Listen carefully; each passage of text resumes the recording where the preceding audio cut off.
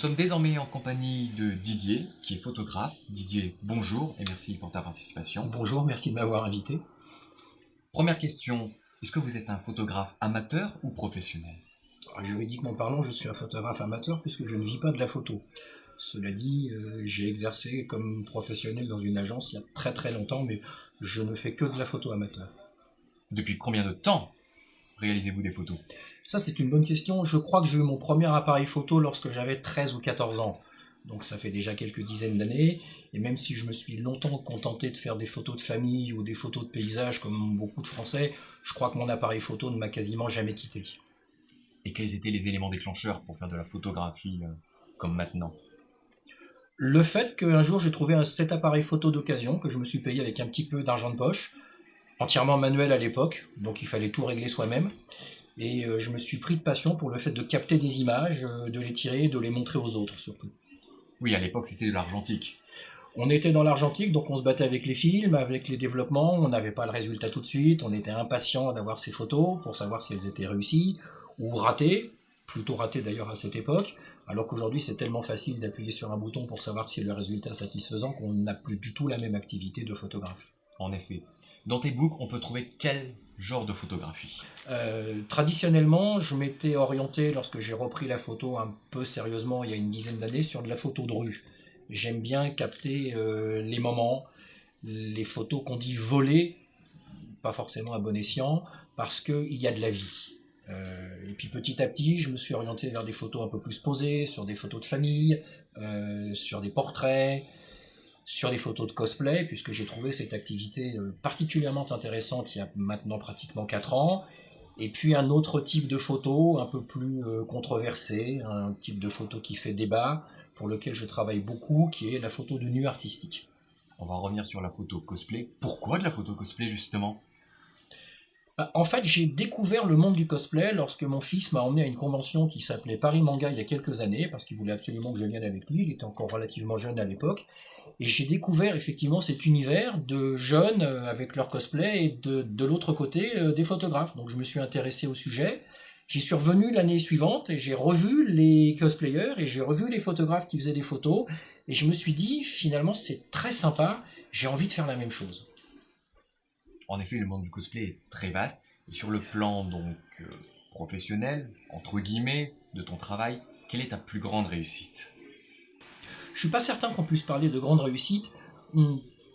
Pour moi, je suis content lorsque la photo me plaît, lorsqu'elle plaît au cosplayer ou à la cosplayeuse, et lorsqu'elle plaît au public. Donc ma grande réussite, c'est un peu égoïste ce que je vais dire, mais je crois qu'on est dans l'air du temps, c'est d'avoir plein de likes sur Facebook. Un peu comme tout le monde. Et justement, quand tu réalises un shooting avec un modèle et des cosplayers, quelles sont tes influences artistiques pour réaliser ce shooting?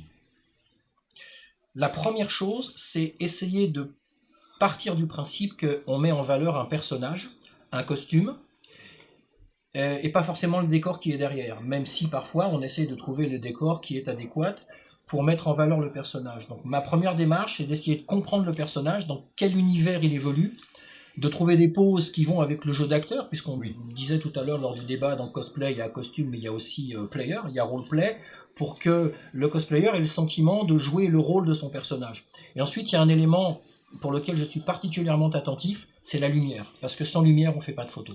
justement, quel matériel utilises-tu?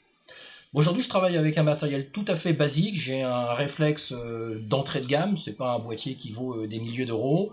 Et par contre, j'ai une optique d'assez bonne qualité puisque je travaille avec un zoom 24-105 mm focale 4 constante de chez Canon, une série L qui est réputée pour avoir une très très bonne qualité optique. J'ai aussi un zoom 18-250 mm de chez Sigma lorsque j'ai besoin d'être un petit peu plus confortable, et le traditionnel 50 mm qui est l'objectif que tout photographe a dans son sac si on a envie de bouger, de ne pas se servir du zoom, et de vouloir faire vraiment un travail de photographe où c'est le photographe qui bouge et non pas une bague sur un objectif. Justement, on parle de matériel de très bonne qualité. Cependant, la plupart des photos sont mises sur Instagram, sur Snapchat, sur Facebook. On sait tous que ces photos sont compressées.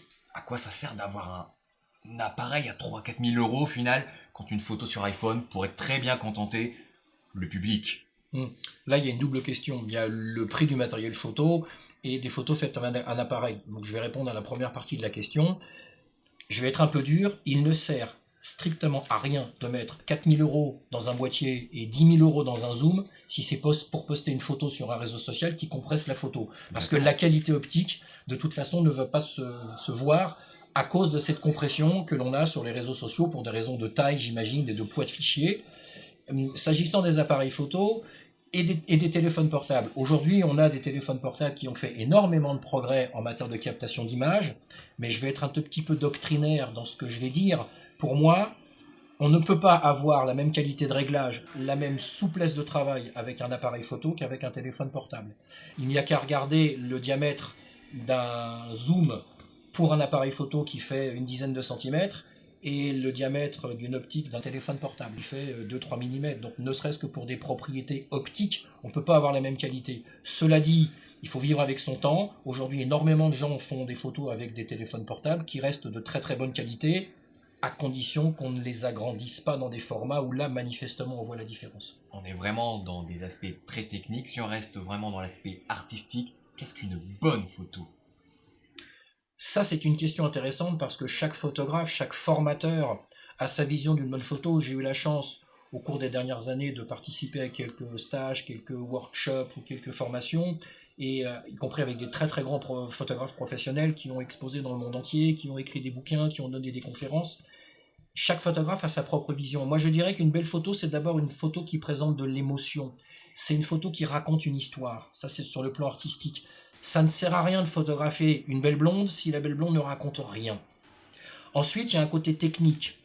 Une belle photo, c'est une photo qui est exposée correctement, qui est cadrée correctement, qui respecte un minimum de standards et de temps en temps de savoir sortir des règles.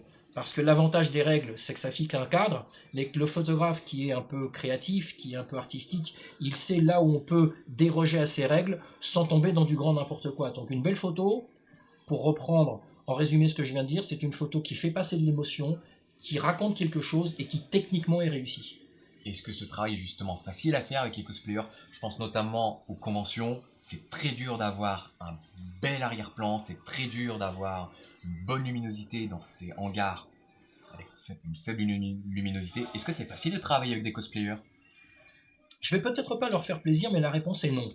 Parce que dans une convention, il y a deux aspects. Il y a les gens qui ont la chance de pouvoir travailler à l'extérieur et de trouver des spots, comme on dit dans le Oui, langage, où on peut isoler un cosplayer pendant 5-10 minutes, le faire travailler dans des endroits où on est relativement tranquille. Et puis, il y a l'intérieur des conventions, où généralement la lumière n'est pas de très très bonne qualité, où il y a des gens qui passent partout, où il y a des arrière-plans qui sont pas extraordinaires, des poubelles, des extincteurs, et on essaye de faire plutôt de la photo de reportage histoire de garder un souvenir que de faire une belle photo. Cela dit, il ne faut pas être plus royaliste que le roi. Un cosplayer qui voit une photo souvenir pas trop mal réussie, même si le côté artistique n'est pas parfait, sera toujours content d'avoir un souvenir de la convention où il a été pris en photo. nous sommes parfaitement d'accord. Et que penses-tu du cosplay de sa communauté maintenant que tu réalises de la photographie cosplay? Moi, je trouve que le monde du cosplay en France est une communauté intéressante qui gagne encore à progresser pour deux raisons. La première, c'est qu'on a d'un côté une communauté de gens qui prennent vraiment plaisir à fabriquer leur cosplay, à le montrer pour être pris en photo, qui sont plutôt relativement jeunes et plutôt féminins, il faut bien le dire. Il y a beaucoup Oui, plus de cosplayeuses que de cosplayers, ce qui en règle générale ne déplaît pas aux photographes, il faut quand même l'avouer. Et d'autre côté, on a une communauté de photographes qui sont à très forte majorité des hommes et avec une moyenne d'âge plus élevée. Ce qui devait être un enrichissement et un échange entre la jeunesse et la passion de l'autre côté, et puis les photographes et un petit peu plus de maturité de l'autre. Mais je trouve, pour apporter un contrepoint à ce côté positif, qu'il n'y a pas une véritable communauté. Je trouve que ces deux mondes, cosplayer d'un côté, photographe de l'autre, ne communiquent pas encore assez bien ensemble. justement, est-ce que ces cosplayers aiment travailler avec toi? Est-ce qu'ils sont satisfaits de ton travail? Ça, je pense que c'est plutôt à eux qu'il faudrait leur poser la question. Globalement, je pense que les gens qui sont pris en photo ne sont pas déçus parce que j'essaye de travailler le côté humain. Il ne s'agit pas simplement de faire une image, il s'agit aussi de communiquer, d'envoyer quelque chose. D'ailleurs, si on a l'occasion de regarder la publication qui est épinglée sur ma page Facebook, il est écrit qu'une photo ne se fait pas avec un appareil, mais qu'elle se fait avec son cœur, avec son œil et avec sa tête. si on est capable d'envoyer de l'amour, si on est capable d'envoyer de l'intérêt à la personne que l'on prend en photo, en d'autres termes, que la personne se sent valorisée volontairement ou involontairement, elle renvoie quelque chose et la photo est nécessairement de meilleure qualité. Cela va de soi. Et en parlant de Facebook, sur quel réseau peut-on trouver l'ensemble de tes photos et de ton, Alors travail? c'est extrêmement simple, j'ai une page Facebook à mon nom et mon prénom où on met toutes les photos montrables sur Facebook puisqu'on sait que c'est un réseau qui censure beaucoup de choses et pour des photos qui ne peuvent pas être postées sur Facebook, parfois réservées aux plus de 18 ans, j'ai un compte sur kabook.fr. Parfait. Tous ces liens seront encore une fois en description et en annotation dans la vidéo. Et une toute dernière question. J'estime que la communauté des photographes est sous-représentée dans le milieu cosplay. Que pourrais-tu dire à une personne pour débuter de la photo cosplay? Ça, c'est une question intéressante qui mérite réflexion. Je pense que si demain un photographe vient me demander quelques conseils ou quelques avis sur la photo de cosplay, ce serait d'essayer de faire ce que j'ai essayé modestement de faire de mon côté, c'est-à-dire de s'intéresser aux cosplayers.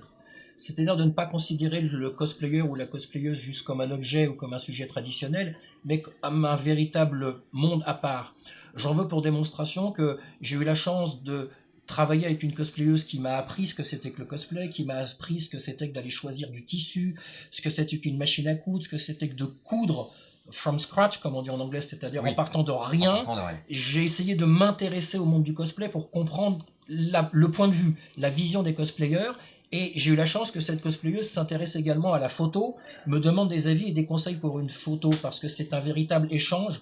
Connaître l'autre, c'est avoir de meilleurs résultats en termes de communication, parce que il y a de l'amour, entre guillemets. Donc le premier conseil que je donnerais à un photographe, c'est s'intéresser au cosplay, comprendre ce qu'est le cosplay, répondre aux attentes des cosplayers et ensuite faire des photos en fonction de l'attente de l'autre et pas forcément en fonction de sa propre attente à lui.